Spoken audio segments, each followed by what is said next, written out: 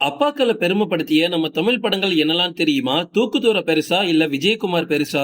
லிஸ்ட்ல நம்ம ஃபர்ஸ்ட் பார்க்க போறது அபியும் நானும். ராதாமோகன் இயக்கத்துல பிரகாஷ் ராஜ், த்ரிஷா, ஐஸ்வர்யா உள்ளிட்ட நிறைய பிரபலங்கள் ஒன்னா சேர்ந்து நடிச்ச படம் தான் இந்த அபியும் நானும். இதுல பிரகாஷ் ராஜ் த்ரிஷாவுக்கு அப்பாவா ஒரு அசத்தலான நடிப்பை வெளிப்படுத்தி இருப்பாரு. இந்த படத்துல பிரகாஷ் ராஜ் எந்த அளவுக்கு நடிச்சிருப்பாருன்னா, என்ன தவிர இந்த அப்பா கேரக்டர் வேற யாராலையும் பண்ண முடியாதுன்னு சொல்ற அளவுக்கு நடிப்புல சும்மா பட்டைய கிளப்பியிருப்பாரு. அதுலயும் மகள் கதாபாத்திரமான அபி கேரக்டர் பிறந்ததுல இருந்து கல்யாணமாகி போற வரைக்குமே காமிச்சிருப்பாங்க. இந்த டிரான்ஸ்பர்மேஷன் உண்மையிலே வேற எந்த படத்துலயுமே நம்ம பார்த்திருக்க மாட்டோம். அந்த வகையில த்ரிஷாவை ஒரு தேவதை மாதிரி கொண்டாடக்கூடிய பிரகாஷ் ராஜ் கல்யாணத்துக்கு அப்புறமா இன்னொருத்தன் கிட்ட நம்ம பொண்ணை கொடுக்கிறோமே, அதனால என்னெல்லாம் பிரச்சனைகள் வரும்னு தவிக்கக்கூடிய ஒரு அப்பாவாவும், அதே சமயத்துல ஒரு கடமை உணர்ந்த ஒரு அப்பாவாவும் நடிச்சிருப்பாரு. அபியும் நானும் பார்த்த பெண் குழந்தை இருக்கக்கூடிய அப்பா கண்டிப்பா ஒரு வாட்டியாவது கண் கலங்கியிருப்பாரு.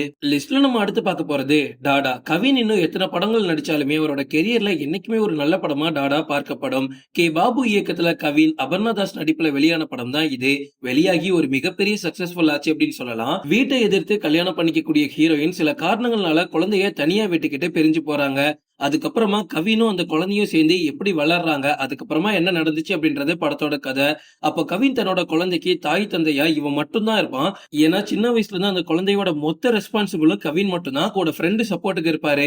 மத்தபடி எந்த ஒரு பொண்ணோட துணையுமே இல்லாம தனியா வளர்த்து அந்த பையனை மெச்சூரா மாத்துவாரு. எக்ஸாம்பிளுக்கு ஒரு சீன்ல கூட அந்த பையன் சொல்லுவான், நான் எல்லாரையும் ஃப்ரீயா படிக்க வைப்பேன்ப்பா அப்படின்னு. இந்த வயசுல ஒரு அப்பா கேரக்டரை இந்த அளவுக்கு சூப்பரா நடிச்சு கொடுத்ததுக்கு கவினுக்கு கிரெடிட்ஸ் கொடுத்தே ஆகணும். லிஸ்ட்ல நம்ம அடுத்து பார்க்க போறது தெய்வ திருமகள். ஏஎல் விஜய் இயக்கத்துல விக்ரம், அனுஷ்கா, அமலாபால் உள்ளிட்ட நிறைய பிரபலங்கள் ஒன்னா சேர்ந்து நடிச்ச படம் தான் இது. இதுல விக்ரமோட மகளா சாரா நடிச்சிருப்பாங்க.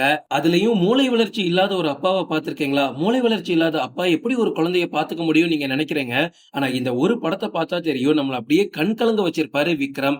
விக்ரம் தன்னோட மகளுக்காக செய்யக்கூடிய ஒவ்வொரு விஷயமும் பாக்குறவங்கள அப்படியே உருகடிச்சிரும் அப்படின்னு சொல்லலாம்.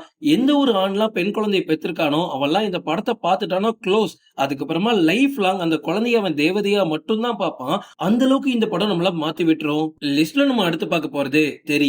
அட்லி அவங்க அண்ணனை வச்சு இன்னும் எத்தனை படங்கள் மாசா பண்ணாலுமே எனக்கு எப்பவுமே ஆல் டைம் ஃபேவரட்டா இருக்கிறது இந்த தெரி தான். விஜய் சமந்தா நடிப்புல வெளியான இந்த படத்துல மீனாவோட மகள் நைனிகா தான் விஜய்க்கு பொண்ணா நடிச்சிருப்பாங்க. இப்படி ஒரு காம்போவை தமிழ் சினிமா பார்த்து ரொம்ப வருஷம் ஆச்சு. அதை நிறைய பேர் ரசிச்சு ரசிச்சு பார்த்தாங்க.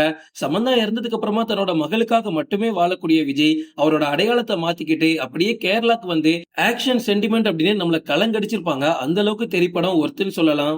அதே மாதிரி மீனாவோட பொண்ணு ஒரு கை குழந்தை மாதிரி இருக்கு. இருந்தாலும் அந்த படத்துல எவ்வளவு சூப்பரா நடிச்சிருக்குன்னு பாருங்களேன். கிட்டத்தட்ட விஜய்க்கே டஃப் கொடுக்குற அளவுக்கு அந்த பொண்ணோட ஆக்டிங்கும் இருந்துச்சு. அதனாலதான் இவங்க ரெண்டு பேரோட காம்போ சேரும்போது ஸ்கிரீன்ல நமக்கு பாக்குறதுக்கு உண்மையாவே அப்பா பொண்ணு மாதிரி தெரிஞ்சிருக்கு.